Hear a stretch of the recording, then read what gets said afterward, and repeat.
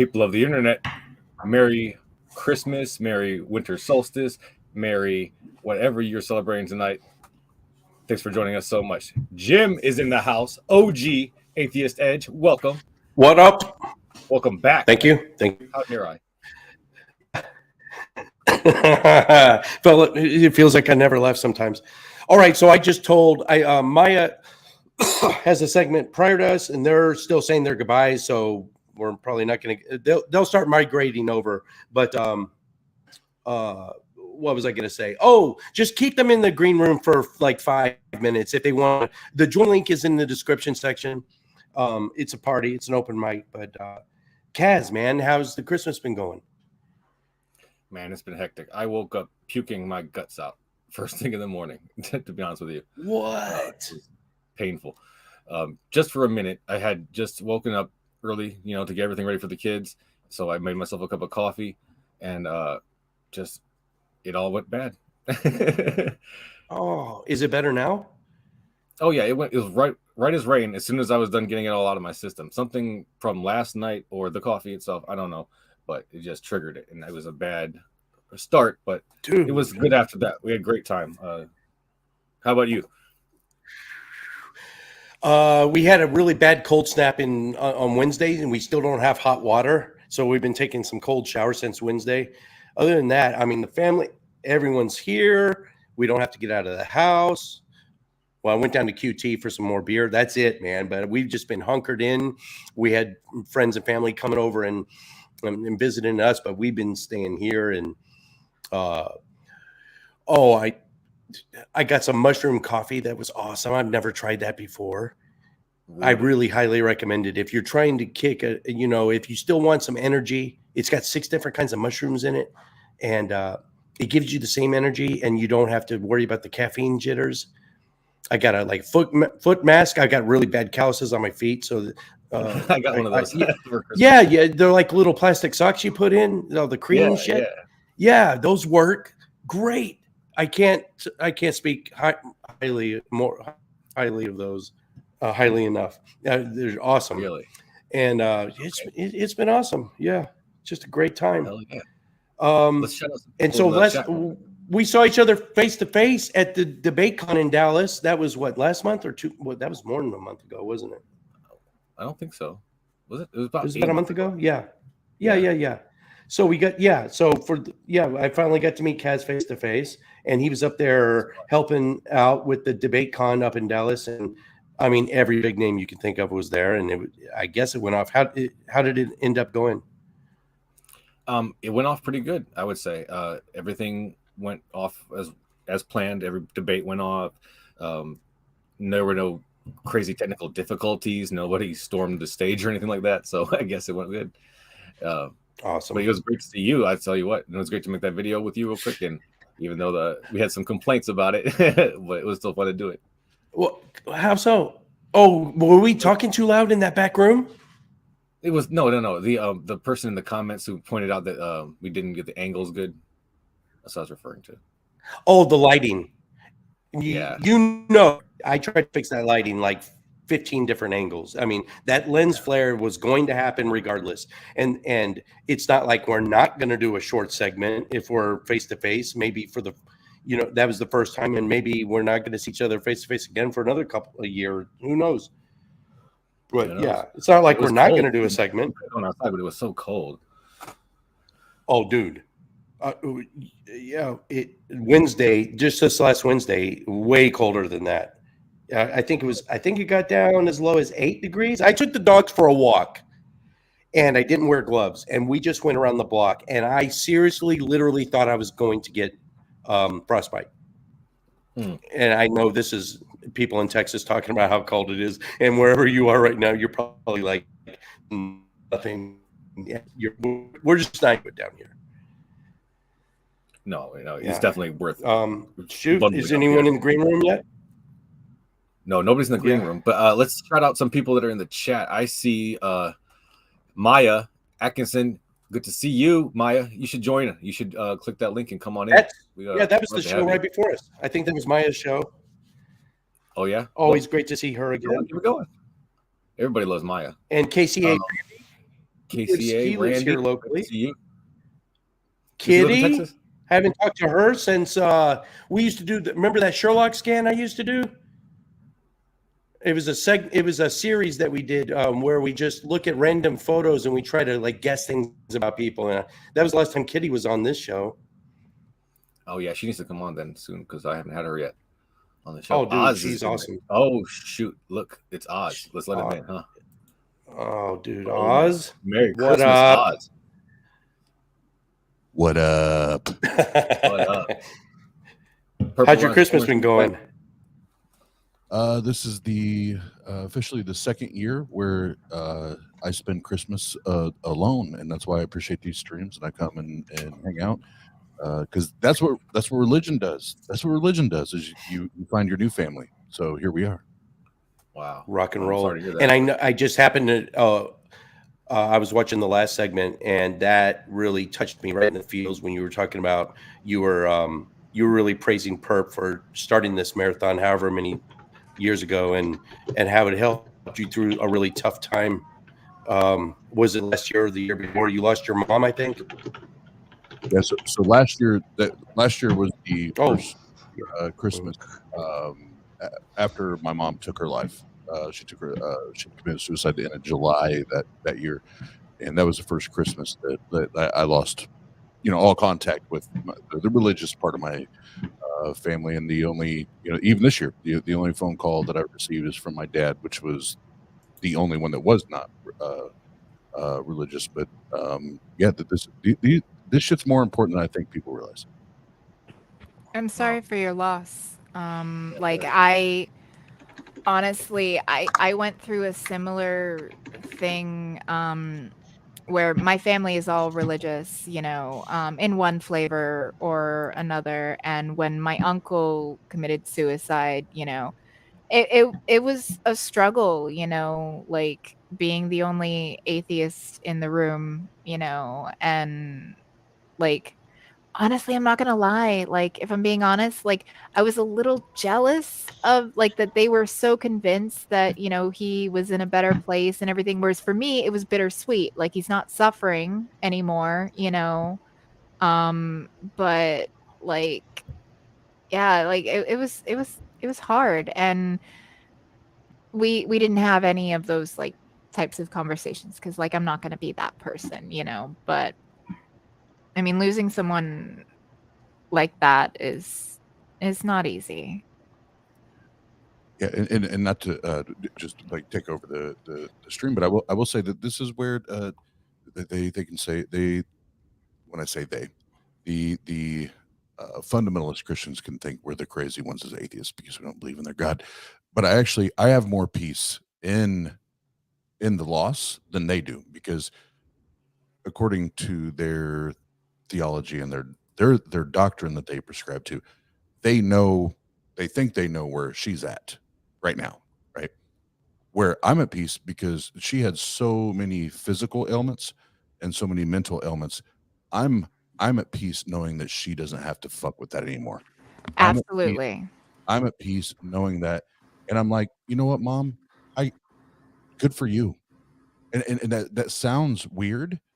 No, I get it. Maybe even sounds cold, but it's like good for you. Like you were at your end. Enough is enough, and you did what you felt was best for you, and you don't suffer anymore. So I'm good with that. It's the residue. It's the bullshit from the family that I was bringing up with Purple and doing this. These are meaningful. These type of things are impactful, and even Kaz and Jim and all the others that have hosted these streams and the marathons. Thank you, because it is more impactful and meaningful than I think a lot of times we realize.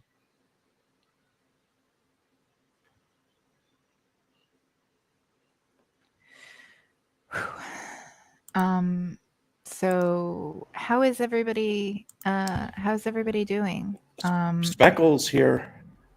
Yeah, hi Dee. So you just texted me earlier. I'm glad to get to see you in How's it going, chat. Speckle? I know it's been forever. Hi, how's it going? I haven't talked to you in forever, Tim. How are you doing? Oh shoot, there's my. You show up. You got a full house now. Hi. Merry Christmas, everyone. Merry Christmas, everyone. Now, Kaz has some. muted. He has an agenda. He has some things he wants to talk about. But Oh yeah, I do have an agenda, but we don't have to stick to it too much. in line with that, do you guys ever feel like? No, that's fine. Oh, okay, it can be placeholders. But Buzz was saying, did you guys ever feel like? It can't just be me. Like when you're at a funeral or something that's really solemn as an atheist, you just, who was it? Kitty was saying like in a better place. We don't have any cool thing. There is nothing comforting. That's all. Saying nothing because I don't have any words to comfort them. I mean, for me, it's like they're no longer suffering, because what as atheists, what can we say in the way of comfort to someone? I mean, they're not suffering, like that's an honest thing because like if you are no longer alive, you cannot be suffering. We don't have like an afterlife belief where, there's punishment and reward or any of that. So the most honest, straightforward thing is I'm just glad that, they're no longer suffering because anybody who makes that decision, whether it be because of physical ailments or because of emotional ailments, it doesn't matter. Like I'm very libertarian on this stance, and I believe that it's a person's right to do with their own life whatever they want. So I'm very like understanding on that, front. And again, they're not suffering. So for us, it is a little bittersweet because, they have this whole belief that, it's a better place. Like, my family took it even further than in a better place to, he's an angel watching over us. And I'm like, you can't be that person, but you can't help but think in the back of your mind, first off, angels don't come from people. They're a whole separate thing, according to your theology. And second off, suicides don't go to heaven, according to your own doctrine. So, but you're not going to be that asshole at a funeral. Like, you're not. But it is a little bit grating to hear it over and over and over again when you see the cognitive dissonance right in front of you. And it's like, just be intellectually honest, like if you follow your doctrine, your belief system, damned that person because of their choice, Depends on the doctrine, though, because there's different things on that. So it depends on what doctrine they follow. Fair. Oh, but, I mean, or fortunately, maybe. But there are even people that will have said about other people's suicides, that they went to hell, because I've had suicide touch my family more than once. And, when it was not my born again Christian aunt's husband that did it, but it was her brother's wife. And it was, many years ago, it was, she's not going to heaven, moving about their day, didn't think about it really much after that. I mean, granted, the way that one happened, there was a lot of just trauma revolving that particular situation. So I can understand not wanting to think about it further. But like the whole thing was, she's not in a better place. But then to throw that out the window the minute it's your life partner, the minute it's the person closest to you, like it rubbed me the wrong way. But again, I'm not going to be that person because I'm not going to shit on somebody else's day, and take away what little comfort that they have, it's hard. It's really fucking hard. And if I can jump in there, Jim, I think the point you brought up is, well, I think there's probably a lot of experiments that we could do around this. But for me, and yes, this is 100% anecdotal, 100%. But I know I took a very different approach than that, because when it came time to pull the plug, and now we're literally talking about losing a life, right? And they want to believe that there's this other place, right? There's this other place that we're going to be able to see mom again, or see whatever she was to them. Based on everything that I watched and observed, that I watched and heard, wasn't there, that like they literally had Bluetooth speakers in the critical care room with praise and worship music going. They did everything that the Bible told them to do. Where 2 or 3 are gathered, there he is in the midst. If you ask any of these things in my name, they shall be given to you. Yada, yada, yada. Right? They did all that. So they're literally, I'm sitting back as the atheist and I'm saying nothing. I'm letting you do you, right? I'm letting you do you. Then at the end of the day, not only does nothing improve, it gets worse, right? So then when it comes time to make the decision to pull the plug, now I'm vocal. Now I'm 100% vocal. And it's like, okay, no, you don't get to trump me now because I let you do what you wanted to do. I let you pray and play the music and put the oil over the door and do all that. Now I'm going to speak up and challenge your reality, challenge your belief. And that's when all the static and that's when all the friction and everything came. But I do think there's there even in these moments, which are some of the most difficult moments we're going to approach or have with family and friends, that we still have to question or challenge the nonsense. It's nonsense. Like you're hanging on to this thing for no good reason. So why are we still having this conversation? Why are we pretending to know something? Let's deal with brutal reality, because they were still up until that time thinking that she was just going to wake up. She'd been brain dead for 2 weeks at that point, something like that. And it's like at some point we have to challenge the bad ideas and the bad beliefs. I mean, I gotta tell you, like, sometimes faith gives people hope or reason to believe. Corey Ten Boom said that when she was in a concentration camp, like the focus on finding a hiding place in somewhere that's hers and the connection with God was meaningful and probably saved her life. Like, you want to rip that apart because it inconveniences you or upsets you. Like, if they were foregoing medicine and doing that instead, if they're doing medicine and that, like, why would you want to like rip that rug from them? I'm just curious. Say it again.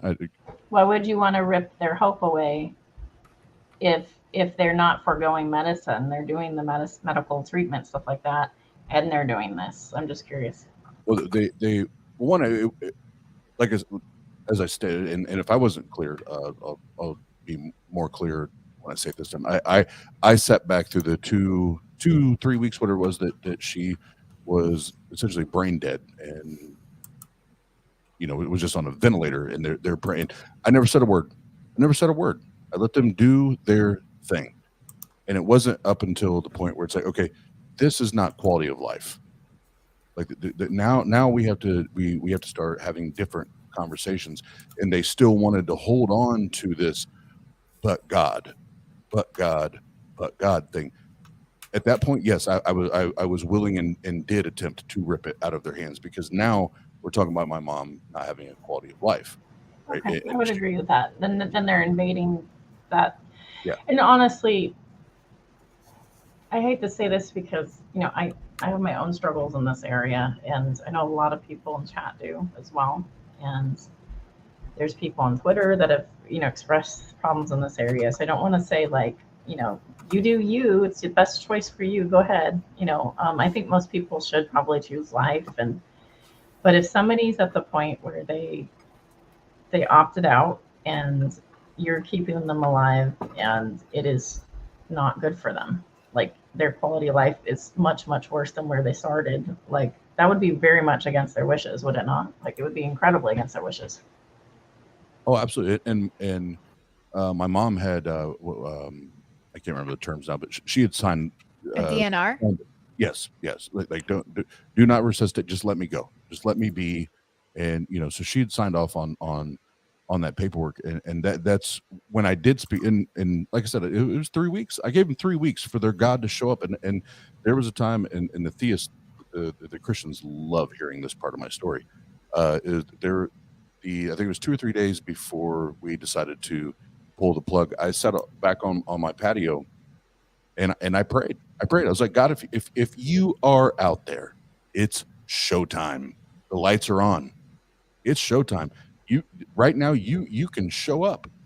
You can show up and show out, as they say in the church world. You can show up and show out and demonstrate that you are able and capable and care and love my mom enough to heal her right now and bring her, out of this spot. And guess what? Crickets. Yeah, I mean, I know what it's like to, as a God believer, and I'm like the only one here probably that is. Well, I don't know. I'm assuming. I don't know. Like Maya might be. I don't know. I'm making assumptions. I'm sorry. As a God believer, they're disappointed too when they see things like that. Like it's not like it's like no big deal for most of them. It's absolutely crushing, and they wrestle with the same questions that you do. Well, I think most of them. I'm going to qualify that. Honest theists, people that are pretty real. They wrestle with the same things. Like, why would God not show up here? Why would God save this person but not this person? How come God revived this felon, that's in prison for the rest of his life for murdering somebody, but God did not revive my mom, who was like an angel? Like that shit haunts people. Like, it's not just an atheist that struggles with it. I think it's everybody. And to and my best attempt to answer your original question, then why would I want to rip that out of their hands? It's because I gave them their belief, their ideas, and their supposed God plenty of time, plenty of room to do what they do or do what he wants to do, and none of it lived up to what they were ordered, commanded, or suggested or asked to do according to the text. None of it lined up. None of it went the way the book says that it's supposed to go. So at that point, now we have to deal with reality. We're going to get out of the fantasy land of that where two or three are gathered and you ask these things in my name. I'm going to push us out of the fantasy land and we're going to deal with reality. Reality is decisions have to be made. This is real life, right? And that's unfortunately where all that led. I'm so sorry to hear that story about your mom, Oz. That's really unfortunate. But I'm glad to hear that you're doing better and that you're coping with it well. And Yep. that's good. And I'm glad that. And I'm sorry, I didn't mean to derail from the jump. Derail your. Oh, no. That's what we're here for, right? We're, like you said, I didn't even understand how important that could be for people to have shows like this to watch on days like this when it's hard. And me as someone who struggled with those kind of feelings before, I can totally understand where that comes from. So thank you all for being here and for doing these shows, and thank you to Purple for organizing all these streams. And that's just an amazing thing for everybody, I think. And I want to also welcome Maya to the show. She finally showed up again. Thank you. I've been here twice before or something. Oh yeah, you're a fan favorite. You're always welcome. Thank you. I can't say much on this topic. And I don't know. So Jim, I think you asked the question. It was like, what do we say to people who's lost someone, or? Yeah, he's freezing, I think, but yeah, that's what he said pretty much. Yeah. Am I freezing up? Yeah, you're frozen, I believe. I don't know. Whenever somebody is going through something, and I try to put myself in their place. I remember, for the loss of a loved one, I've lost my grandmother and my father. They were very traumatic times for me, and I'm trying to think of what would I have wanted to hear, which doesn't always work, but it's a start. If you're at a complete loss of words, I just wanted, when I was there, just really grieving, couldn't really process any emotions other than grief. What helped me was just knowing that people were there and knowing that, who I could reach out to if I needed something. And so I whether or not people do is something completely else. I mean, completely different, but like just letting them know, if there's anything I can do for you, please let me know. I'm here for you. Like those are really the two big things that people want to hear and want to know when they're going through any kind of trauma. And I don't want to seem callous by saying, then put the onus on them, but assuming that you're working with adults, I mean, at some point they're going to have to reach out to you if they need more than that. And you're going to have to put your money where your mouth is if they come at you with a request. And, people aren't stupid. If you're dealing with someone who's known to like screw you over, maybe it's just like, hey, sorry, bro, but if like my coworker just lost her husband. She's 42, he was 45. It was insane. And I'm like, if there's anything you need, let me know. And it's like, well, you're my coworker, I don't know what like what would you give me? But I'm HR. So she did come at me and she was like, is there anything the company does, for people in this position? Because he didn't have any life insurance. And the company doesn't offer life insurance for non-spouses. We, got to go fund me together and, try to share the link around. And, she got, we gave what we could give. But I mean, and I think with adults, I think most adults know, like, to not ask for more than they know that you can give or more than you're comfortable with. So those two phrases are usually my go-tos and my advice. And, obviously if you have a more intimate relationship with said person, you can insert whatever you're comfortable with as well. One thing I like to say, I don't know if I never get any feedback on how effective it is at actually helping somebody with grieving, but when I'm dealing with somebody that's grieving, I like to focus on the good things that person did in their life, get them to focus on that specifically, get them to focus on the legacy that they can carry on in that person's name specifically, and try to imagine how, even though this is a negative situation, you can, with effort and force, turn something positive out of it. Yeah. Like I was saying, if somebody better, like I didn't know my coworker's husband at all, so I had nothing to pull from. But yeah, that's exactly what I mean. Yeah. Well, let's change the mood up a little bit, shall we, guys? Jesus is a myth. Jesus is a myth. Well, that's certainly a change. Oh, you know what might have fixed it? I turned my green screen off, and I think it's better now. Whoa. I think that eats up a lot of bandwidth. Who would have known? Yes. Yeah. So I got some stuff for you guys to react to. Let's check this Right. out, huh? Washington County wins Ebenezer Award for banning religious holiday decorations.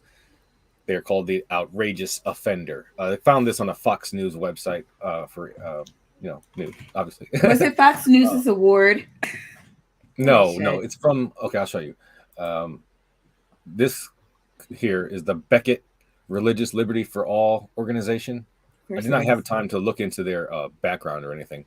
They're the ones that put out this Ebenezer Award every year, and they named King County the winners this year because King County has policies that restrict their employees from displaying religious iconography in their workplaces, and apparently that makes you a Scrooge. I wonder. HOAs have. It can be taken. Oh, go ahead. Go ahead. No, you go ahead. It could be taken two different ways. The Ebenezer Award, like what happened to Ebenezer at the end? Well, he learned the error of his ways, and he became a better person because of it. So it could be taken a couple different ways. Well, I was going to say it's also entirely possible that they're still talking about, Ebenezer before he had his basically come to Jesus moment, and the reason why they banned it was because of atheists. or more specifically Satanists, where it's like, oh, you want to have like Christian stuff, all right, bet. And then they put up their like Baphomet Christmas like tree or a pagan like ritual space or something like that, and they're like, yeah, no, we can't allow one and not the other, so let's just not allow any of them. Yeah, they're not trying to take the positive aspects of Ebenezer Scrooge in any kind of way. Trying to pull. Well, you know what? I'll just. That sucks. Okay. They have this little agenda here. What is the proper role of government in religious displays? Number one, because religious holidays are an important part of human culture, governments are allowed to recognize and celebrate those holidays with appropriate symbols. So you see where they're coming from there. Yeah, we can go through the other ones if you want, but I mean, no, I don't. I'm ordinarily, like, if we were rational human beings, like Americans, I would say, whatever, freedom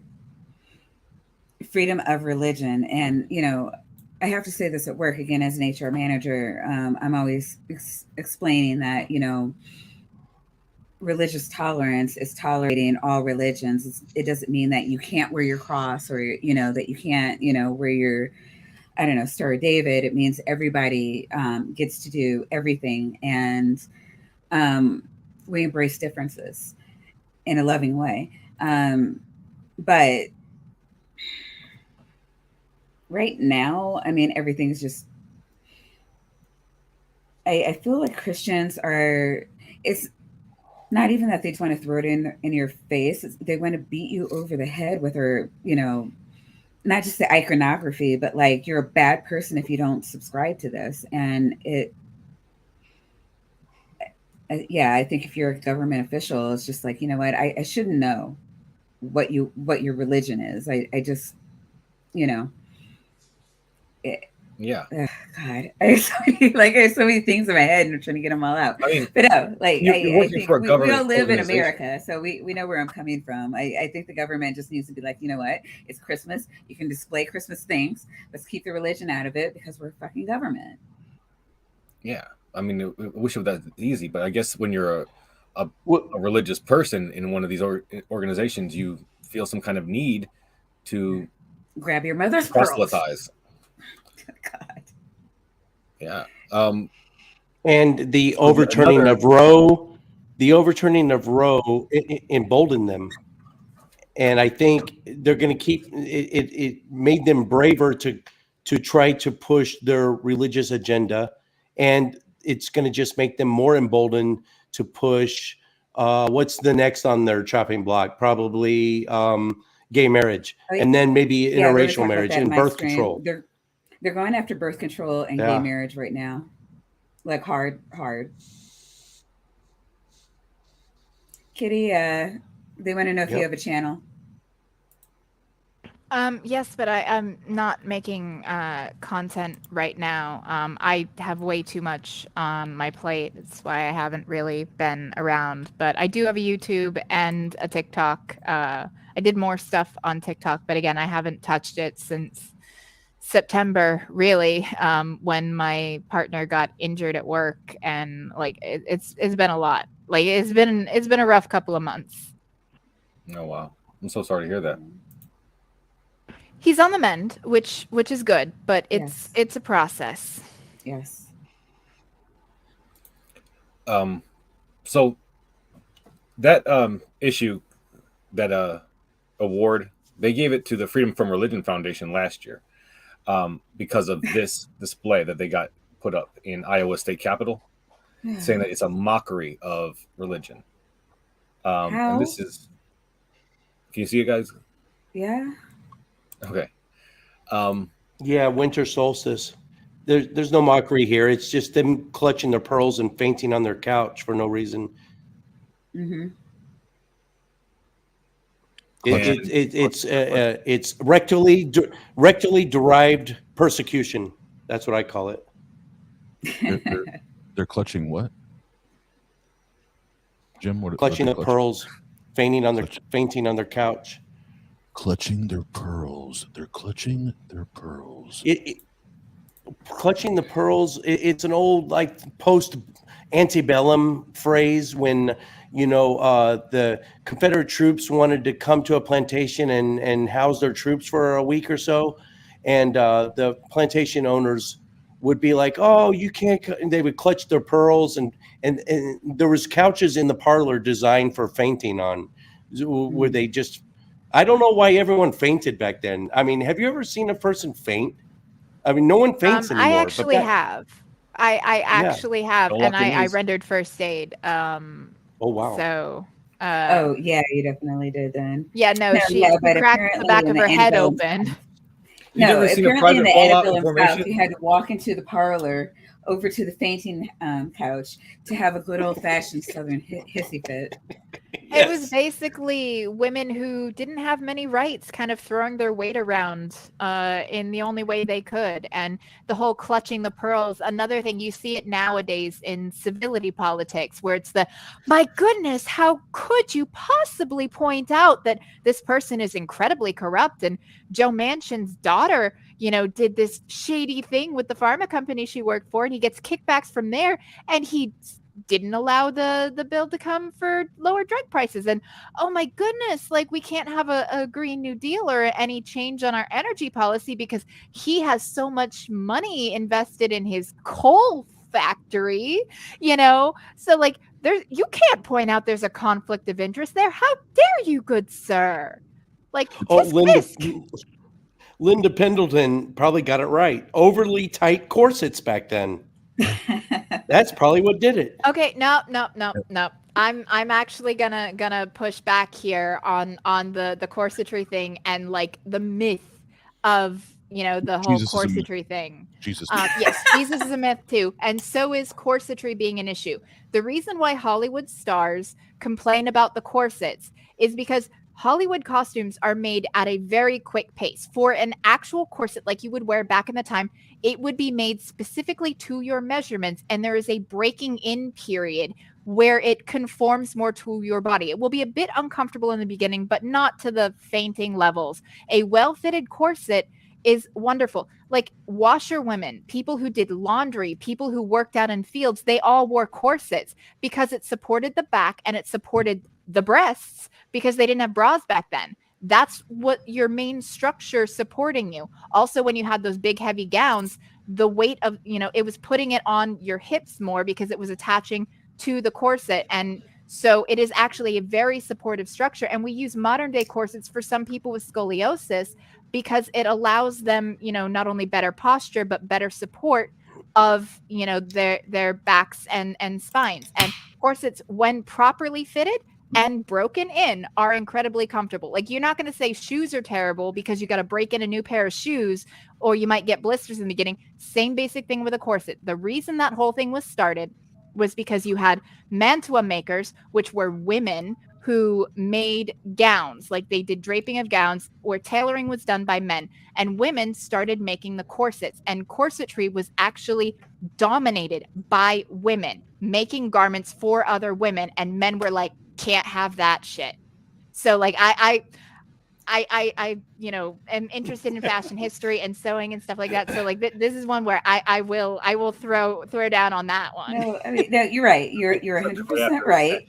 And you did a great job of answering Native Atheist question right there. But I do want to point out just the tongue-in-cheek nature of Linda's comment as well, just to be fair. Yeah, no, Well, that's fair. The more you know.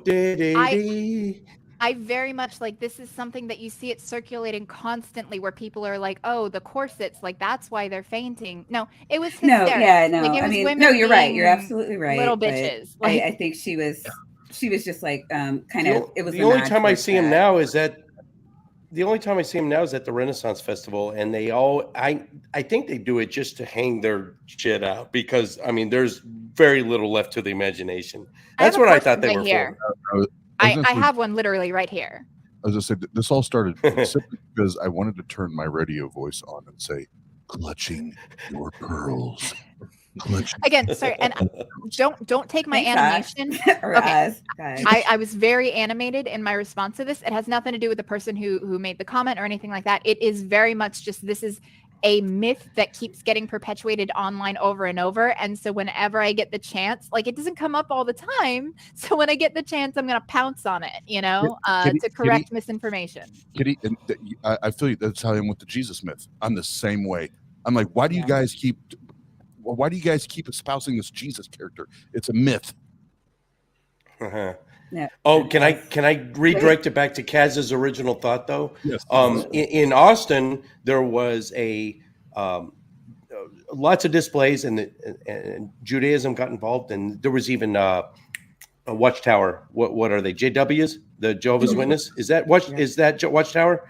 They had in the state capitol in Austin. They had a little display, nativity, and so but all hell broke loose when FFRF, it was American Atheist, I forget, but they had their secular one. And then everyone lost their shit. But I mean, it was Mormons, everyone had theirs. No one blinked an eye. But as soon as the secular one came on, and then I don't know if it was Greg Abbott at the time was governor. It might have been whoever was before him, but they just said, well, we're getting rid of it. And there's no more displays anymore. And I don't know if you guys, here's something kind of current events, but Lucian Greaves, say what you will about him, I think he's kind of a trash human being, but what he's doing for the greater good is I can't be a Satanist. Even though I know they don't believe in Satan, I just can't say that I'm a Satanist. It just seems like I'm being disingenuous. But we need those people. With someone was saying earlier, I think Kitty was talking about the big Baphomet statue that they erected in the Oklahoma City Capitol for like a week on the front lawn. I don't know why they didn't get to. The Ten Commandments are still there. Why did the Baphomet, the little child and the horned demon, they only got to keep it on the lawn for a week? Well, I still don't understand that. But I think what the Satanists are doing, quote unquote, God bless them, because I think it's showing the loopholes and it's showing them where they are wrong. And I think whether they like it or not, it's throwing a mirror to their face saying, well, here's the can of worms you opened up. You want prayer in school? Well, how about the Muslim majority schools in, say, Central California? Is your ass gonna pucker when this school lays out the prayer rugs 5 times a day and does prayers?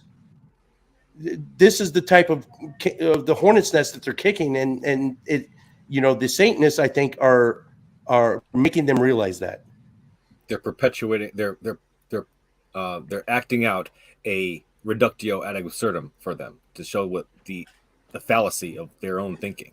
And honestly, like, for the honest ones, it works. I mean, I actually had a similar thing where my aunt, again, the born again Christian one, like, she and I will actually have like conversation, like spirited debate about topics. She's also very conservative, like Saint Reagan, level conservative. Yeesh. But she's also very libertarian, so it's like a you do you, but like she's very, very firm in like her beliefs. But when the topic came up about like the Pledge of Allegiance and the money, in God we trust and under God, I brought up that, that didn't happen till, the 1950s and like the Cold War. And it was basically to make a more us versus them against the dirty commies over in the USSR. But she's like, well, I still don't get why it matters. Like, why would an atheist or a Hindu care if it says in God we trust on the money? And I was like, okay, what if tomorrow they changed it from in God we trust to in Allah we trust? How would you feel? Well, I wouldn't, that would make me uncomfortable. Like, I wouldn't like that. my dad will say, "Well, Allah just means God anyway, so I don't really care." But he doesn't really mean. I don't believe that. A couple things real quick.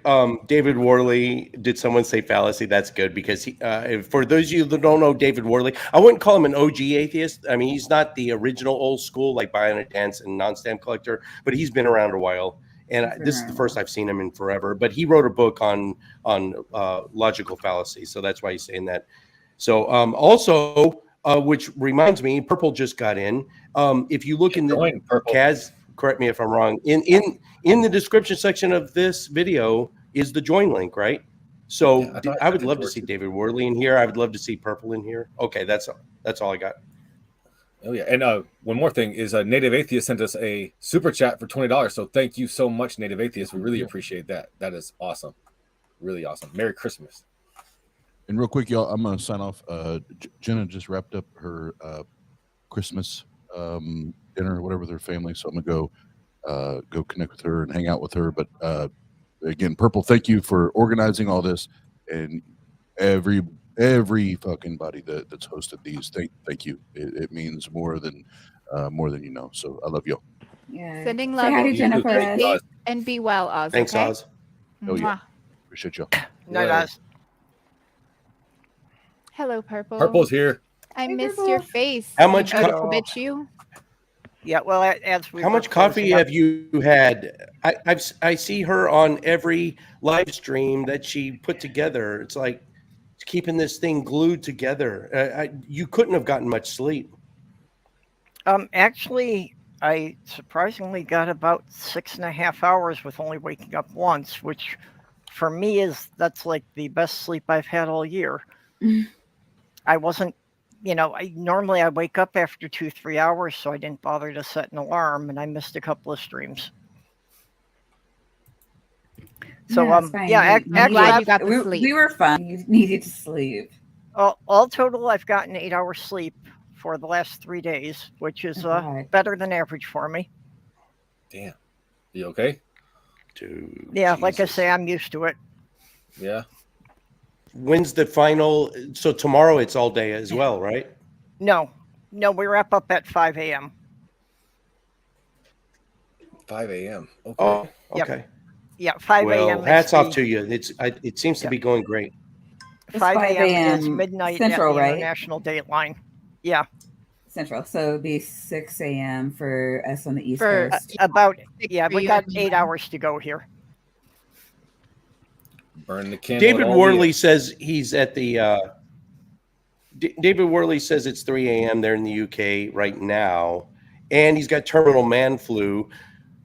I don't want to get off on a tangent, but is that really a thing? I've noticed everyone says they joke about it because when men get the flu, they're just incapacitated. Does it really affect us more? I mean, for some men, like no group is a monolith, obviously, but it does seem like men do tend to kind of get laid on their ass a bit when they get sick, Yeah. Whereas, women, we're bleeding for 5 to 7 days with cramps that would fucking make you eat lead, and we're still going to work or taking care of the kids. So,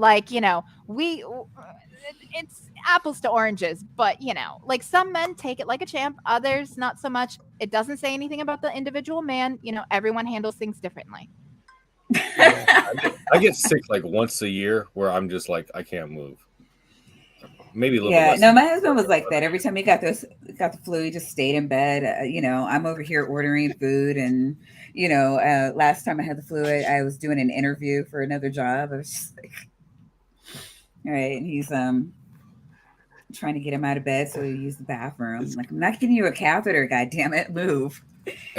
I actually caught the stomach. There's a really nasty viral stomach bug going around here, and my niece caught it first, and then she was the vector.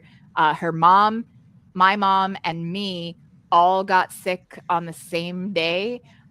Where I went to bed Wednesday night and woke up just projectiling everywhere, and I have not been able to eat very much solid food since Wednesday. And Zofran is like the closest thing to like sweet baby Jesus, like amazing thing in a pill, because you put it under your tongue and dissolve it, and it is amazing for nausea. It's what got me through my pregnancy. Because I had to be on it round the clock when I was pregnant, or I couldn't keep down water from my second trimester to delivery. So Zofran is like one of my like magic things, and that is the main thing that's got me able to function. Nice. I want to know more about this Midol for men that Linda is telling us about, because I never heard this about. Maya, are you hip to this? Midol is usually what women take for period Cramps. symptoms. Yeah, Yeah. she's saying that men should take it, or is she taking it secret from men that we don't? From men, yeah. I think it really I just don't know affects, why it why a probably man wouldn't work would- on us. Yeah.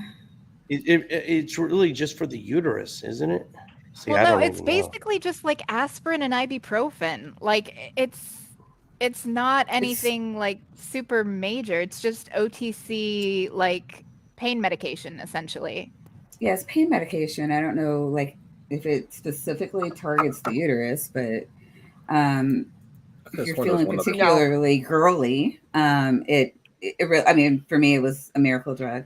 And like we were talking about this in my stream where like, I had symptoms so bad where I was like doubled over in pain.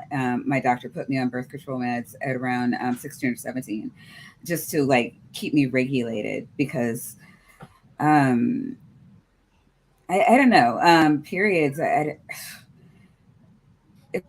was a cruel joke. It's got that pyrolamine in it, and caffeine and Tylenol. See, Kaz, I mean, you put something about separation of church and state on the screen, and then 20 minutes later, we're on cramping.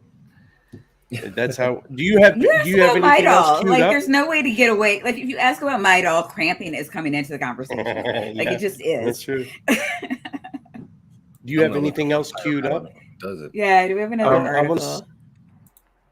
Well, I was kind of that whole thing is kind of like an ongoing thing I wanted to talk about. Yeah. So I don't have like separate different things about it.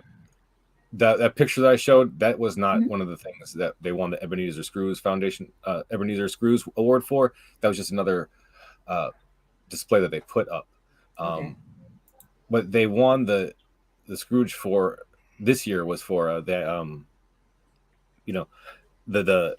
employees and their religious iconography for Christmas this year. They also won it another year too, and that was another thing I wanted to talk about.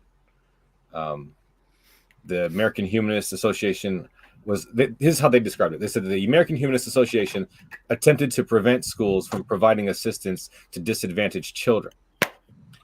So I looked it up, and I come to find out that bless you. Sorry. So it's something called Operation Christmas Child, and what it is they put shoe boxes full of gifts for kids all around the world, 160 nations, and in that they also sneak in some Christian propaganda. And so freedom from religious, and then they're doing this in conjunction with public schools and one specific public school. So Freedom from Religion Foundation obviously sued them for that and got them to stop doing that. And they are acting as if Freedom from Religion Foundation is just trying to stop kids from getting any kind of presents or gifts. And all they're really trying to do. That's the wrong tactic. I say keep giving the gifts. If there's some Christian stuff in there, so be it. The kids need gifts. If you want to make a statement, throw some after-school Satan in there. Lucian Greaves can get involved, and the entire program would either come to a screeching goddamn halt, or they would say, "Oh, I get what you're saying. Let's allow all the." Lucian Greaves has the after-school Satan programs where kids, because kids can meet and pray. Once school is over. In a public school, once 8th period bell rings, it's fair game. You can use the gym, you can use the auditorium for any damn Christian thing you want. People don't know this. So Lucian Greaves, the is that Church of Satan? I know there's two. I get them all confused. Satanic Temple. But he started the after school Satan program, where they meet after the last bell rings. The Satanists that want to come and show up, and that, of course, ruffled feathers too. Well, it's more than that. Like, yes, you can use like the facilities after school, but also there's nothing stopping an individual student from just praying anytime they want during the school day. It's just the school cannot lead it or be involved in it in any way. Yeah, and it's Correct. a satanic temple. That's right. Yeah, TST and Church of Satan. I always get confused, but let me tell you a quick story. When I was active duty and we went up, this was 1992, and we all piled into a car. I was stationed in Monterey learning Spanish, and we drove all the way to San Fran for Lollapalooza and Red Hot Chili Peppers, and Faith No More was there. It was a fucking awesome concert. And so we were there. We got a hotel room in Chinatown, and we were like, we're hungry. It was a Saturday morning. Where are we going to eat? We walked out. We started walking around downtown San Francisco, and there's a huge Satan. I don't know if it was TST or COS, but this huge satanic church. It's like an old building. It was like Gothic, and we went in, and they had a Saturday brunch, and it was fruits, breads, cheeses, and it was free of charge. And we just started talking to them, and it was just incredible. I don't know where I was going with that, but sounds like a good time though. Yeah. So, Titan is COS is Church of Satan. Yeah. So here I got something else for you guys, something different. American views on 35 religious groups, organizations, and belief systems. I know you guys have probably heard about this before. I mean, at least other surveys. This is a recent YouGov poll that explored Americans' attitudes toward 35 religious groups. And I wanted to show you guys where we ended up on that. And so here at the top is Christianity. These are the net favorability scores for the religious groups. And Christianity there's at the top. Just general Christianity, 34. Then you got Protestantism. Then it goes all the way down to 0, where the Assemblies of God are. Then you got agnostics at -4. Then you got us, atheists, at -13. And then all the way down to really bad level is Satanism at -49. Is above that? Is that Scientology? Church of Scientology? Church of Scientology is right there with Satanism at -40. Wow. That's interesting, though. It reminds me of a Pew. There was a Pew poll in 2016-ish, maybe 2015, and more popular. Given everyone, all candidates have the same favorability as far as qualifications to be president of the United States. Who would you vote for based on this? Jew, Catholic, black, white. I mean, it went down the list, right? And we scored just above pedophiles. I believe that. Wow. I believe that. Yep. It's amazing. I want somebody to explain that to me. I mean, I wanted to talk to somebody who really feels that way, because I don't understand. That came up in our last stream a little bit. Well, so they believe that atheists are devil worshippers, baby eaters, that they like just legit hate God. So it's not being based on knowledge at all. Just when you, I don't know, characters. How do you pronounce that? Characterize. Yeah. I mean, I really don't know. Like atheists, I don't know. For me, when I was growing up, an atheist was a theory. Like if it were possible to not believe in a God, like who would do that? You would be an atheist, but I don't know. I don't know where these stereotypes come from or where people get them from. But I know Mama Atheist said, or she's Pale Blue Mama now. She told her son's best friend's mom that she was an atheist, and she like legit spit in her face. Legitimate. Wow. Like, yeah, hacked a loogie into her face. Maya, just what was this? Maybe 2 years. It was right before the pandemic. What was that? 2-something years ago. I had this hat on, and you can barely read it, but it says Atheist Edge. It's the old hat, and I was self checkout at Walmart, and someone saw it and spit on my, and I had to wipe it off my chest.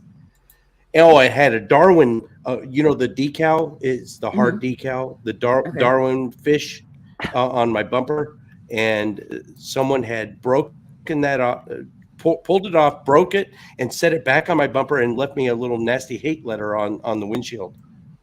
That's Texas for you. Wow. Yep. Oh Yep. I love being in a hostile environment. Well, yeah. And everyone says, why don't you move to Seattle or Portland or San Fran? Get out of there. I've got an old Navy buddy. He's up in like Connecticut. He's like, come on up, man. It's all Bernie this, and people have Trump flags out in front of their house. They get booed. And I would rather stay here, frankly. This is where the fight is. This is where I'm most needed. Yeah, this is true. So let me try to show this to you guys. This is an article I went through a little bit. The Observer. Beyond beliefs, does religious faith lead to happier, healthier lifestyle? Going through this, there were a few things that I noticed that were interesting to me. And we know that religious people do enjoy a certain level of healthier, higher health and higher happiness, right? Everybody is aware of that? Yes. They're talking about... Go ahead, sorry. I think I would qualify that. Yeah, I think Cishet religious people enjoy a higher health and happiness. Anyone in the queer community who's religious is usually feeling pretty stomped on. Yeah. Right. It leads to a lot of stress and depression for people in the queer community. This is true. Yeah. Do you think that it is the religiosity that causes that stress? Pretty much all the hate directed, at LGBT people is pretty much all from religion. Not to mention, queer kids being, especially trans kids, but queer kids in general being the highest rising demographic in homeless children because their parents just kick them out of the house and leave them to die, basically. Yeah. Yeah. I think so many kids that won't, say anything to their parents because they're afraid they'll be kicked out. I remember watching, I know everybody hates Dr. Phil, but I was watching an episode once where this mom was mad at a school system because I think she had a trans son, and the school had changed his name and was going by something completely different at school and had this whole different life at school. None of the teachers said anything. The social worker didn't say anything. And then the mom somehow found out about it. And so she was pissed off at school. And and so now she's homeschooling her child. And she's like, well, since it started during the pandemic, so it's 2 years where she had to homeschool him. And she was like, well, now that she's away from all of his friends and those pressures, he's not trying, or she's saying that she, but although I think it's he, but they're no longer going by the male pronouns. So they've stopped trying to transition. And the mom's saying it's because the kid's not around the friends anymore. And I was a little upset that nobody brought up the fact that, maybe there's a reason the child doesn't feel comfortable saying anything. Survival instinct. Right. It's okay, well, for 3 or 4 years, they had this whole alter life that they kept from you and nothing about.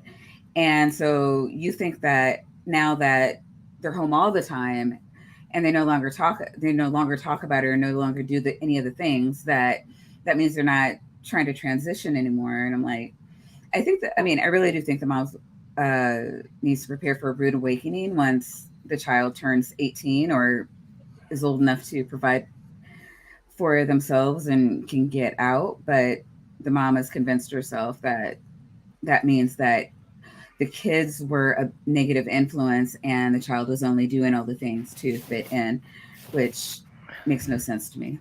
I literally just saw it was an investigative journalist that he was basically going down like the Q rabbit hole and actually interviewing like people that truly believe in Q. And they interviewed this one family where they had 2 small kids that were, you know, the vaccine is a lie, the virus isn't real, the virus was created by Biden and Clinton and Obama, and like the kids are just spouting these talking points, and they're pedophiles that are like trying to get the you know, he said adwinaquome because he couldn't even say, you know, it properly because he's a fucking child. And they're like, oh, we're homeschooling because yeah, they might not have any friends or anything, but we think it's what's best for them. And I'm like, are you fucking kidding me? Like, now, like, not all homeschooling is bad. Like, you know, I homeschool my own child, but, you know, not to indoctrinate them into crazy, like, fucking conspiracy bullshit. But I mean, it's a very similar thing. And like these kids are eventually going to grow up, and some it's going to take, and they're going to be hateful bigots, you know, or the others, they're going to just hate their parents. And some are just going to hate themselves and just quit life, you know, and it's really fucking sad. Yeah, absolutely. Nick Suter from In Time, great friend of mine. Do you think that us saying the Q word so many times, do you really think it's going to get? I've always wondered about that. It's far enough. We're over an hour into the stream. Do you think they obviously hear QAnon at this point? I've heard that the algorithm only 7 to 13 minutes into the show, if you drop any F-bombs or say certain words, if you say abortion, if you put QAnon, certain phrases, but after that, I think we're home free, right? Oh, student Dr. Ben, holy shit, you're not student anymore. I heard you. Yeah, he passed his last Exam? last I heard he passed his last no more test. tests. So now he needs to change his name to I think it's Dr. Ben now, right? Rebrand everything. Amazing. He's got to Congrats, rebrand Ben. everything. Yeah. I think it's intern Dr. Ben now. Congratulations. That's classy. Right. Feel free to jump in, and the link is in the chat to Awesome join in. shit. Not the link, the chat, please. the description. So, And Kaz, couple of things eventually going here, pretty soon we need to. Oh, real quick, we need to start plugging whoever's going to be following us. I think it's Bree. Oh yeah, Bree. Yeah, that link is in the chat, and I'm going to put that on the screen. So that'll be in about maybe half an hour. Okay. Or 45 minutes. Yeah, 45 minutes. Jump in the gun a little there, Jim. Oh yeah, we still got some time. No, I'm a Marine. We're always 30 minutes early. We're 30 minutes earlier than you fucking civilians who don't know how to keep it proper. Sorry. This civvy is just teasing you. It's fine. He's fine. I know. So the next episode of the marathon, Bree's bestiary, is going to be there on the screen below. That's the link there. You can copy it, or it's going to be in the description. You can just click it there. So please go ahead and subscribe to their channel so you can check out that video that's upcoming. And if I pop on, maybe there will be appearances of guinea pigs. Oh, who are so stinking cute. My son does, yeah. Oh, do you have cats? Yes. Do they interact?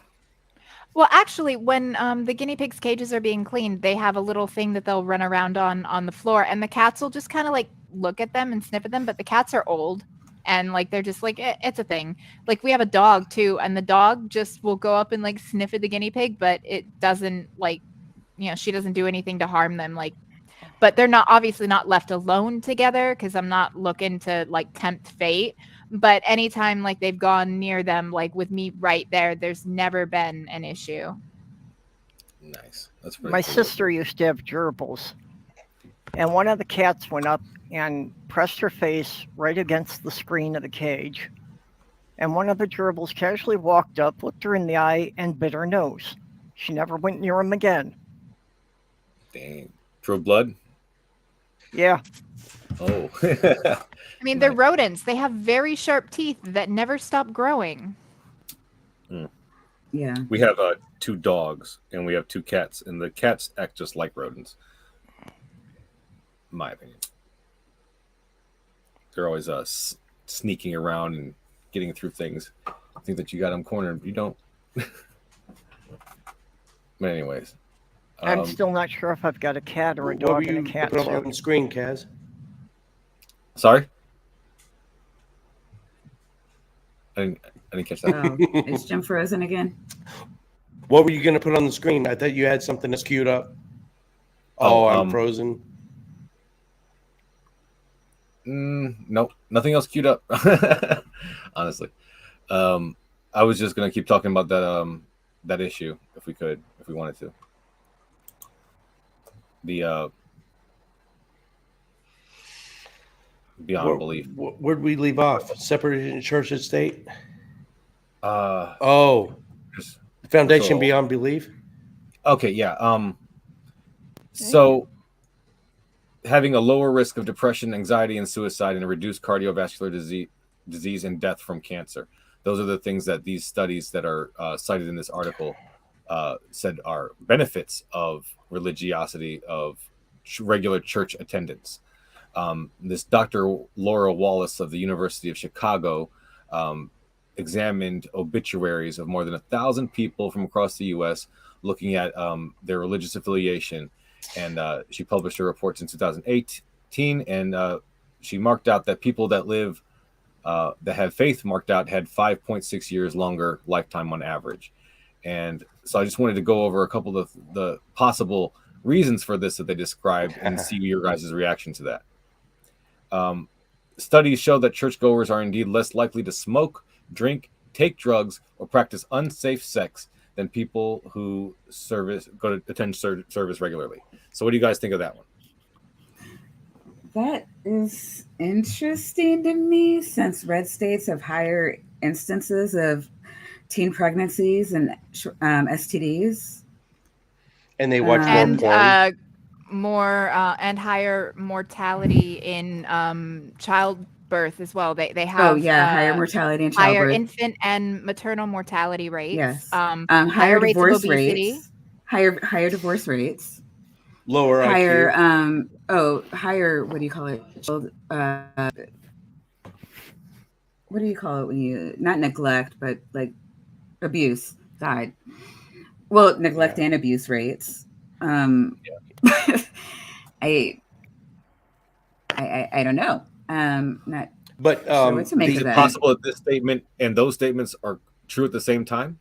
Well, they're definitely true. I mean, everything I said is true. I'm not saying. Yeah, I think they're not that's they're not untrue. mutually exclusive. And I'm gonna voice an unpopular opinion probably in this panel, but everything Kaz says is true, but it's not mutually exclusive of what we're talking about. If you have that little false comfort blanket, you've heard that statement. I would rather believe a uncomfortable truth than a comfortable lie, right? Okay. It is absolutely true that our suicide rate is off the charts higher than believers. That's true. I don't know what to make of it, but I always fall back to that statement. I'd rather believe an uncomfortable truth than a comfortable lie. I mentioned that to you. I'd rather an ugly Yeah. truth than a beautiful lie. Like that. Yes. I'm actually getting that tattooed on me at some point. That's really good. I like that. Yeah, no, I'm not So- saying that they're. I'd like to know how they're getting their data, I guess. I mean, Because And what you said, Kaz, unsafe sex. Now that's a myriad different. you have to go in a little deeper than that. What do they mean by unsafe sex? Well, Anything outside of missionary position, or What- before wedlock, or I mean, you really have to kind of get down in the weeds on that one. well, what Kaz was reading was saying that they studied obituaries. So how did they have any clue as to the person's sex practices? Well, okay, so True. this article references several doctors and several different people's findings on this, and they also give citations that we can look into if you want. I can try to find the one for that one specifically. But in the meantime, let's just see. All right, can you repeat that one hyper- more time? Sorry, Okay.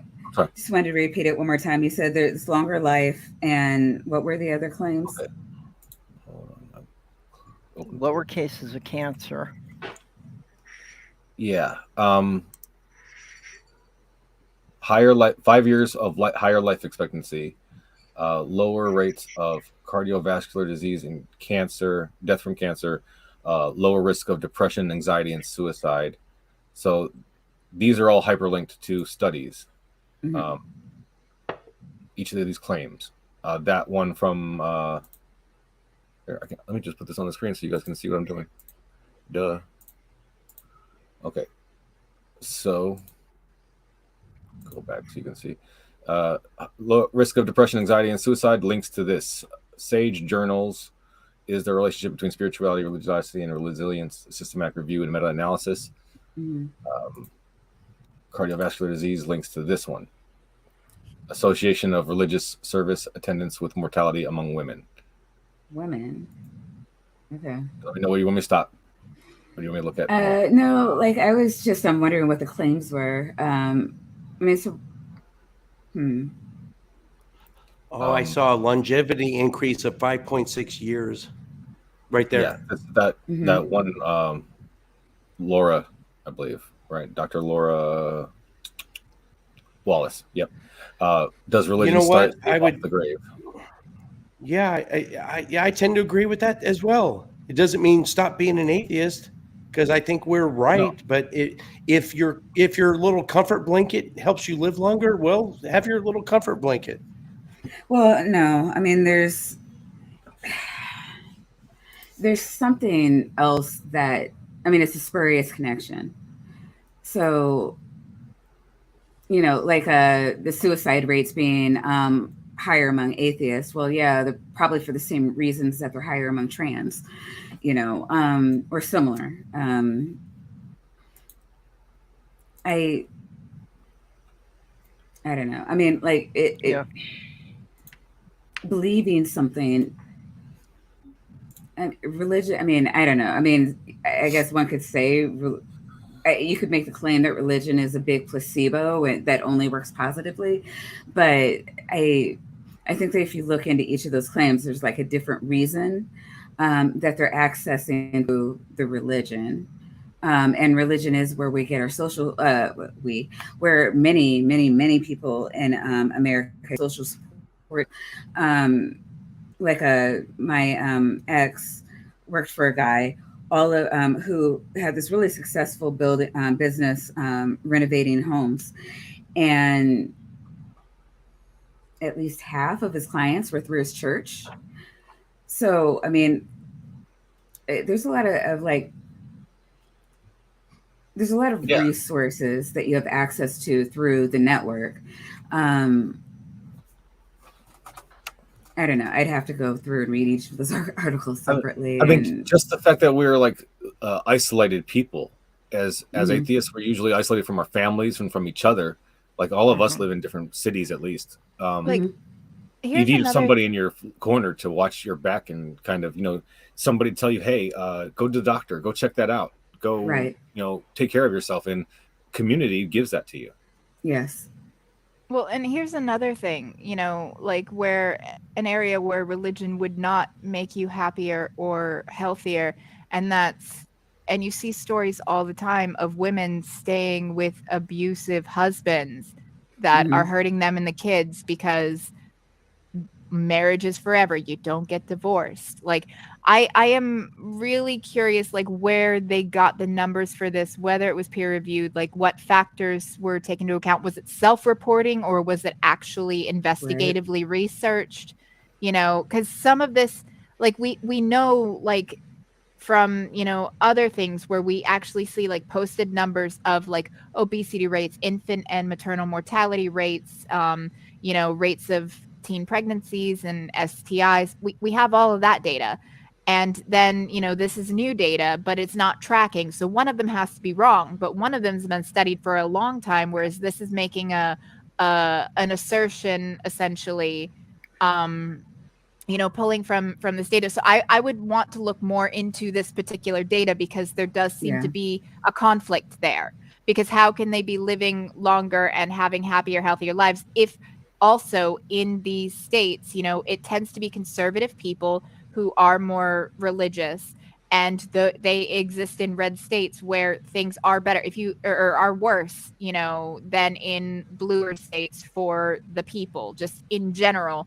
But in specific, there are tons of instances where and I'm not trying to hand wave away that these figures could be accurate, but I'm trying to figure out where the dissonance is rather than just saying it's not true because I have my beliefs. It's all right, there's a dissonance here. I want to look more into this and figure out if we can square that peg, so to speak.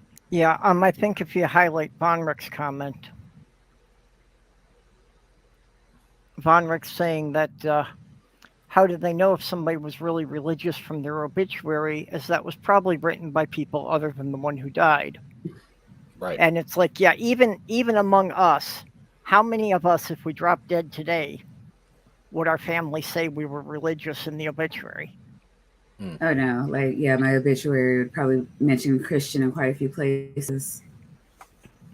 I mean, mine wouldn't, but that's right. My family God, is. really? I'm very fortunate in that I have conservative, Christian, religious, even gun nut people in my family, but they're also very respectful of me and accepting of me, and very libertarian, where it's my liberalism or my socialism is more of an issue for them than my lack of religion, which is weird because usually you'd think it'd be the other way around, that the religion they couldn't really, that it would be more of an issue for that than a political belief. But no, me being a dirty commie, according to some, is worse than being an atheist. He was a commie, but a God-fearing commie. Well, you're very lucky. A lot of atheists have been kicked out. No, I am incredibly blessed. I mean, then again, I didn't come to my atheism until after I'd already moved out, but I left Christianity as, I was 12 or 13. And my dad is a deist. He's not a Christian, but he's very conservative, Republican anyway. My mom was the Catholic, now, non-denominational Christian after the Catholic Church issues. And she was it's the devil, you worship Satan. My dad bought me all my books on witchcraft and Wicca because when I told him I wanted to be Wiccan, he was like, I dated a white witch in college.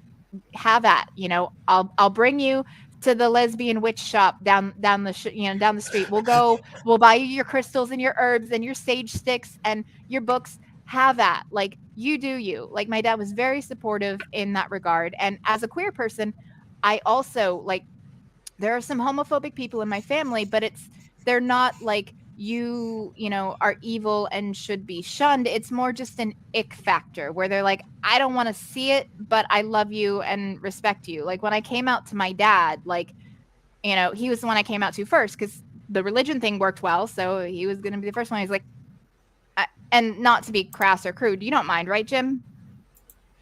Nope. No. Well, okay. No. This I is told him Kez's that channel now.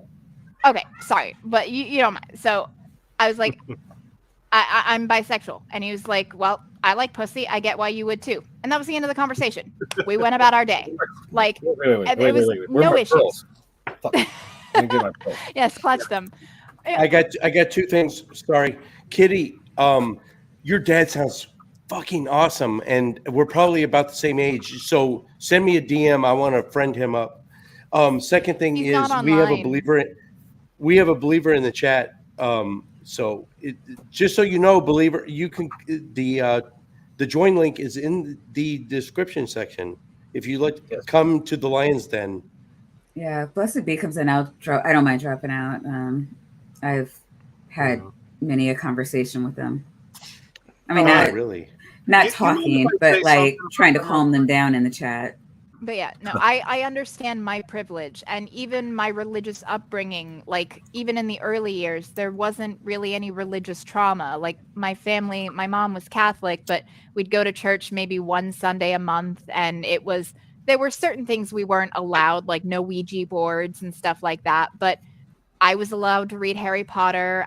Our lives were very secular for, Catholics, and it was very like Catholic light in the house. And the biggest issues were my mom forcing me to get confirmed when I didn't want to do it. And that was an issue with us for a while. And her not accepting my, paganism. But then eventually she did, and everything was fine. And then the atheism came after the paganism, and they accepted that. So I'm very fortunate and blessed to have a family that, while they might not agree and there might be some ick factor there, they still respect me and treat me, like they did before they knew those things. So I'm fortunate, yes. So real quick, I want to address Blessed Be He in the side chat. Dude, there may be pretty much all atheists in all of these different streams, but Purple didn't set this up as some sort of atheist wank fest. Purple set this up because there are people who are lonely during the holidays, and you trying to shit on us like this is actually really fucked. And maybe please don't do it. Can I say amen? Would that be sacrilegious? Come on. Aaron Raw. Ramen. Fuck yes, this is better. Ramen. Ramen. There we go. Yeah. I have been touched by his. If you have a substantive argument, please join. If you have something that actually contribute to the conversation. What's with Matt and Aaron both into reptiles at the same time, independently of each other? I mean, what's the cause and effect there? They didn't talk to each other about it, and they both own multiple reptiles now? That's so weird. Well, it's not that. Have you noticed that? There's a fair number of people that have reptiles.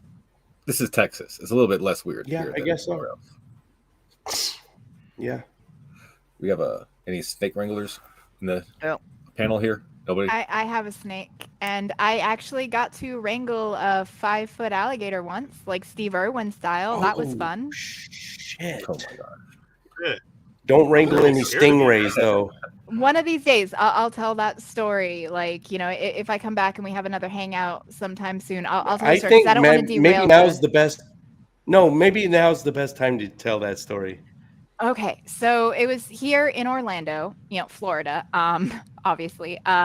And there's a resort here called the Gaylord Palms, Gaylord Springs, something, Gaylord something. And every year they have an ice show where they have these ice artists do these amazing sculptures of things. And there's like a 60-foot tall ice slide you can go down. And it's gorgeous. Like, the nativity stuff wasn't really for me, but they had polar bears and trains and giant penguins. It's amazing. If anyone ever gets the chance, highly recommend checking it out. It's a wonderful experience. But at the resort, they actually have an atrium area where they have different areas of Florida basically represented. And one of them is the Everglades area, where they have actual live alligators there. And they do alligator feedings twice a week. And the guy was there to do the feedings while I was there. So I was like, hey, this is cool. So, and they're watching the show, and the alligator went to snap at the guy and hit one of the lights. And like, there was a big spark. And apparently the alligator had actually cut its face on the light. And everybody left after the show was done. And I saw the guy down in this pit below me with all these alligators, like kind of struggling. because he didn't have tape or anything on him. So I sent the person I was with to the concierge desk to get tape.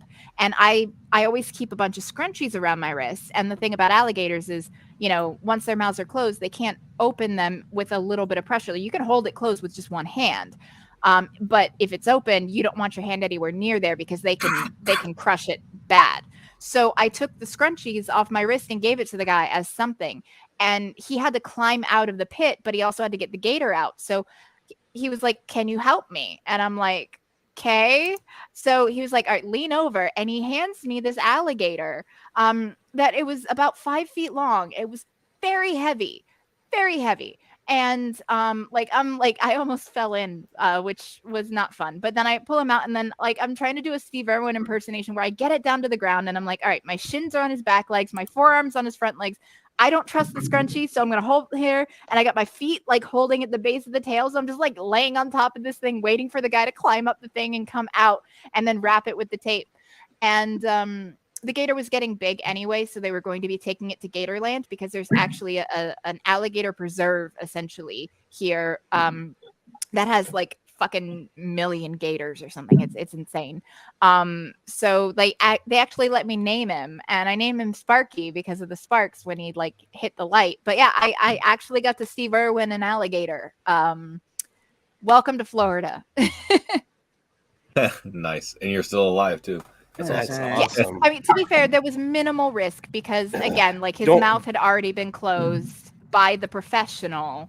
So, I didn't do it in the wild, but still. Don't wrestle with a stingray, though. Yeah, no, I don't. My cosplay of Steve Irwin only goes so far. I will not. So wrong. I will not do that. Golly. So we have a new member joining us, Wesley Curry II. Wesley, how are you? That is not here. I'm in Huntington, West Virginia. How are you all? Merry Christmas. Merry Christmas. Merry Christmas. Merry Christmas to you. Is this Blessed Be by any chance? Yeah. Well, okay. Actually, it's not what you think. It's more like I'm an evil man. It's more like I'm double-minded and double-tongued and double-hearted. And when I am that way, I fail you guys and gals. When I'm double-tongued and double-hearted and double-minded, I'm kind of I'm exactly like a little short creature and its own twin with a cone head and pointing ears like I'm cutting off your foot. And then you ask me, what did I do? And I go, I didn't do anything. I don't know what you're talking about. Like if I cussed at your back and you go, what'd you just say to me, Wes? And then I say, I didn't say anything. I'm a Christian. I wouldn't say that. Well, then when I do that, I fail you. And I'm double-tongued. And it's like I cut your foot off and then act like it was all Christian to do it. Like I'm a little creature with a cone head. So yeah, sorry. You fall short of the grace of God, right? Is that what you're saying? I failed you as being double-tongued, double-hearted, and double-minded. Yes, I did. And there's no human alive that's not double-tongued, right? I would guess. We all are. Would be imagination. Yeah. So you're not special. What you're talking about yourself. Really. You're not special. Every human on earth is double-tongued, according to you, right? Well, I don't know everybody on earth yet. I know I am. But we're all of a fallen. We're all of a fallen. Yeah, we're all of a fallen nature. So by logically, everyone on earth is the same as what you're proposing about yourself. Yes. Well, Jesus showed that to me. The two creatures, one cutting off the foot on a rusted gold and silver circle saw, and then the other one lifted its hands, and they enjoyed what they're doing. And he tells me that that's what I am like to him. You saying Jesus talks to you? Can I just do a quick tangent? Sorry. Yeah. You guys, you can have your chance with him. I just want to say one thing. I play disc golf. I'm not going to plug my channel except for right now. Disc oriented. I'm not even at 100 subscribers yet. I'm not trying to get subscribers. I just do it for fun. But if you'd like to just jump over to disc oriented and maybe give me a sub and let me know that maybe someone's watching my shit. I've got a little posse of people that play with me, maybe a dozen, right? And at any given time, 3 to 5 at least show up, and we play, and they are all Christians. And so in between throwing, I have to hear about why Noah's Ark actually existed, and then we have to have this conversation. So a 9-hole course that should take an hour and a half takes 3 hours because I have to debunk Noah's Ark and the global flood. And there's one guy, I'm going to say his name, Gabriel. I'm not going to say his last name, but he's got a bachelor's degree in geology from the University of Texas. And he thinks the earth is only 6,000 years old.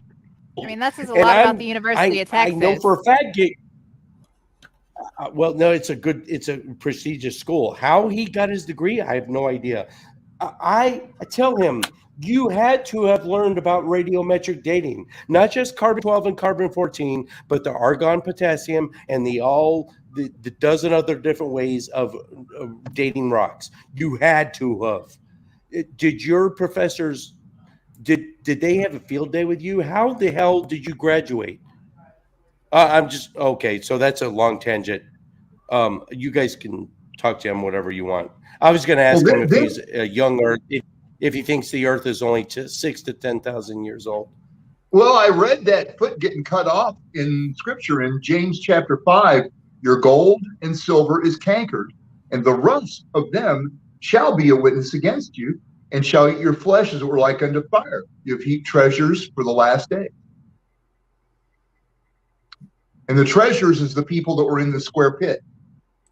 None of them were dead, and none of them were moving, and none of them were whole in the vision Jesus showed to me. Jesus shows you visions. He showed it to me one time about 19 years ago. Interrogate that. I just wanted to say we got a super chat from Malvea. I hope I'm saying that right. Malavia. Either way, really appreciate the $5 super chat. They said, love you, Kaz, here to support you, my brother. And really appreciate that. So thank you so much. Wesley, God sends you visions, huh? One time. I saw it one time. Still, I'm going to be that person. I'm going to preface it by saying, I don't mean this, for all, but if a person is experiencing visions, that is a time to seek help. Not all religious people are mentally ill. I'm not saying that at all. But the minute you start having visions, or when you talk to God and God talks back to you and you hear God talking to you, that is not a good sign, and you should seek help. Many people that say that are going to be branded with an Omni tattoo and are going to eat the flesh of their sons and daughters. They'll get $32,523 for it. They'll be branded as beasts, many who speak those kinds of words. It'll be called Omni. Do you think that we eat our children? In the Bible, it's called the mark of the beast. Symbol? Do you think that we are branded with that symbol? What does that look like? It's your choice. Do you have a drawing of that symbol? Like? Well, the vision looked like palm trees with orange red in the bottom, dark green leaves. The top leaves were dark green, and the trees were curved and branchless, and weeds were under them. And those trees were on the right side of the valley of decision. On the left side of the valley, the trees were all straight, no curves, and they were thin, and they didn't have any branch. And I saw bright green leaves on top, each leaf about the size of my hand. And I saw a river in the middle that was curved, like the letter C, but the water was smooth, like there was no wind on it. On the horizon, I couldn't tell if it was morning or evening. And it was a full moon with a bronze aura in a starless night. Wesley, before you tell us the whole every detail of the story, let's just concentrate on why we should take it seriously in the first place. So you said that there are marks that vision is the Holy Spirit of Jesus. Hold on. Let me ask you a question. You said that there are marks on people that will identify us based on what she just said. So I just want to know. That's not what I said. I said there are going to be many people that speak like her that are going to be branded with a mark. Yeah. The residency of Satan in their flesh will be a barcode on their right hand, wrist, or forehead. They'll call it the Omni, and it's the mark of the beast. Okay, so I don't have any barcodes on my wrists or forehead. No, you don't yet. I agree. Yeah, it's not being done now, but it will be mandatory. So it's unfalsifiable then. When will it be mandatory? I want you to lay down a specific timeline, please. I don't think that's unfair. Well, there'll be a Leviathan, a serpent that pierceth, the dragon of the sea. What that is the Chinese nuclear submarines. They're going to bomb America. 4 nuclear bombs to all 50 state capitals. Then they're going to overthrow this nation, and they will make it mandatory if they nuclear bomb it. If they nuclear bomb all 50 states, the land is uninhabitable for generations. There's nothing. That is true. 1/3 shall die by the fires, and 1/3 of but mankind more than shall die 1/3 by would the die, because at that point it would be nuclear winter, nuclear holocaust. Essentially, all life would die. Yeah. At the 50 state capitals. At the 50 state capitals. That's how they'll destroy that amount of nuclear ordnance being detonated. Like, first off, there would be a response. Like, that's why, essentially, there's, the whole dead man switch, and the fact that you can never actually use nukes, because once one nuke flies, all of them are going to fly. And even if other countries didn't launch their nukes, just the fact that you would have 4 nukes for every state capital, that would completely destroy the entire United States, and it would send up enough radiation and dust cloud into the atmosphere that it would essentially destroy all sentient life on this planet. All of the believers would be glassed just like the non-believers. There would be no survivors. You got it. Then how can you say 1 in 3? 1/3 of mankind shall die by the fire. Nope. Oh. Nope. Be way more than 1/3. Kitty. Oh. You didn't listen to her. The nuclear bombs are going to land at the state capitals. So those nuclear bombs will saturate the area around a state capital with radiation. Yes, that's indeed true. It's not just the state capital. That amount of ordnance gone on the state capitals, that amount of nuclear energy being put into the atmosphere will destroy all human life and most animal life. I mean, some small cave-dwelling might survive. No, not all. Right? 2/3. Right, Wesley? This is a future that you want, right? All humans would die. If not all. 2/3. Bombs, not 200. 2 out of every 3. You said 200 bombs. 4 for 2 out of capital. every 3. You keep saying that, but you don't understand science. You don't understand how nuclear weapons work. Well, you speak of science, but I asked Jesus to heal 2 teeth in your mouth, and he did, and you say it didn't happen. So, your word isn't really worth diddly squat. Really? Okay, like I'm missing a molar. Jesus, would you knock their 2 teeth in their mouth right now, please? Twice, gently. I still got a cavity. You're going there to feel 2 little knocks in your mouth that you're not going to be able to scientifically prove any other way than your mouth. The fact that nothing is happening to Kitty's mouth right now I still have 2 cavities right here. Regardless, I inherited shit dental genetics That's from fine. my Like parents. I said, there's going to be good for you. There's going to be a lot of people that talk like you that are going to get branded with an Omnibar to get $32,523, and the tuna salad they're going to buy for $40 a bag is children. So you go ahead and do that, smart ass. Where the hell are you even getting this shit? You're You have literally just seen pulling this this many out of your times from ass. Jesus, in visions from Jesus. If you want to deny it, that's okay. That's the way you want to be branded like a beast. Go right ahead. You're lying now. That's your choice. Visions from Jesus. You said you've only had 1. So you're lying now. So you're a liar, first off. Second off, if you're having visions, there's one of 2 causes. Either it is a hallucination brought about by something like fever or drugs or maybe ergot poisoning, or you are mentally unwell and need to seek help. You need to understand that if at least 50 bombs, like you said, 4 for each state capital, which would be 200 bombs, because there's 50 states, 4 bombs each, that's 200. That is enough to destroy life on the planet. Like Well, for me to be 99% of silent life on the about the planet. vision would That would be for a me to be mass like, extinction event. for me to be silent about the vision would for me to be like a circle of gold and silver with a rusted sharp edge spinning around, only trying to No, cut. I'm glad. Right, well, I am vision glad or that whatever. people I'm can gonna say see goodnight your to Wesley visions. here. I'm glad you're sharing them because then people can make choices to not be in your vicinity because it is entirely possible that you are not a safe person to be around. If you Well, refuse you have a to Christmas acknowledge the fact feeling that in your you soul need right help. now. Jesus, would you Wesley. shut the hedges of all Wesley. the people in that channel and all those watching it in this minute, that Holy I don't know what Spirit that that means. rains on their What wet does and shut ashen the dumb hedges souls? mean? Okay. What Wesley. does shut the hedges mean? Wesley. Are you just Wesley. spewing Okay, shit? hold on. No, we're gonna let him go. We're gonna say goodnight to him. Okay. Good night, Wesley. We really appreciate you stopping by, but we're gonna say goodnight because we gotta turn it over in a couple minutes. Bye. Oh yes, it's almost Bree's Please turn, seek and help. I don't want to. I Earlier don't want to next rain time. on her parade because she's amazing. Yeah. Jesus. I'm gonna definitely stop by over there and check out that channel because I never have before, and I'm gonna put that link up on the screen once again right now. Bree's Bestiary. I'm saying that right? Right? Bestiary.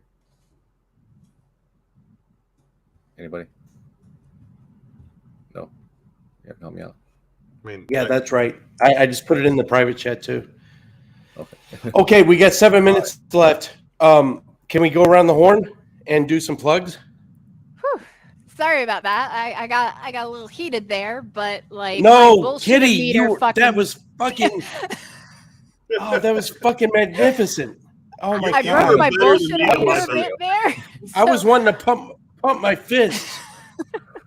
Like, I'm sorry if I went Holy too far, shit. but like No. it some like some buttons were pushed. Like there's only so much bullshit. Like I'm fine. Like you believe what you want to believe. Like live in your beliefs and or delusions as long as you're not hurting anybody. But again, like cheering on like in a good way, like mutually assured destruction, a mass extinction event, the extinction of humanity. Like I can't not Yes. say something. So Kaz never brought this up. I apologize for getting heated. Usually I'm much no. more cordial and you know, nice. No, Kitty, the Republican National Convention. The Republican National Convention. They're to be a Republican now is to not just believe in God, but believe that Jesus is coming back in your lifetime. The substantial percentage of the Republicans think it's going to happen like nowish. And it's going, and that's why they don't care about ecology and solar panels and EVs and not burning coal and keeping the pipelines going.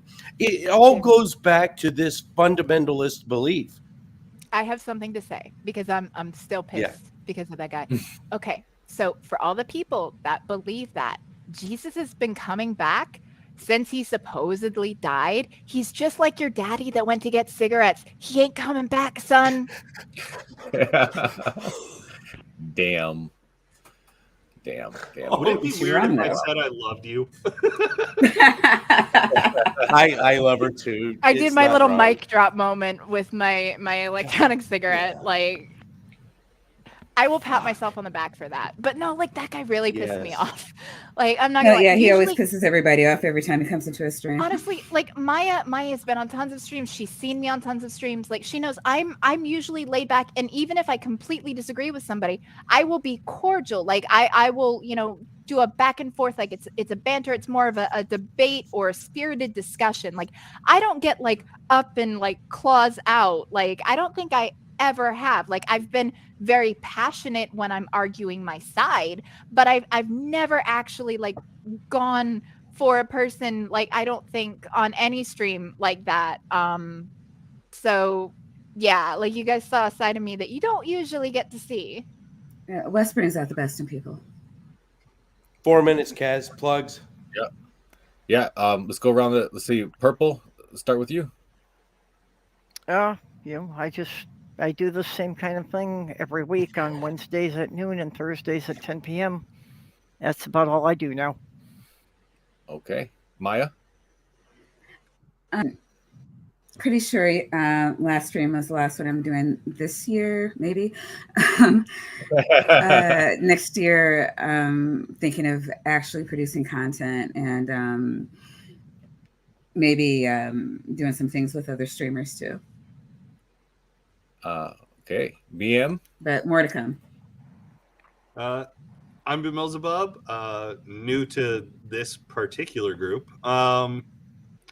I do some atheist content, much less so very recently. But yeah, I'm pretty easy to find. YouTube /BMillzebub. That's basically it. BMillzebub. Okay. And Jim? I'm sorry, Kitty. No, I'm sorry. First thing. Oh, yeah. Skipping over No, the let woman. Jim go. Let Jim go. David Worley in the like, I don't know where to find this guy. I know what is his screen name? It's Blessed Be. I don't know. That wasn't Blessed Be He, because Blessed Be He was. Wes has his own channel. He actually does have his own channel.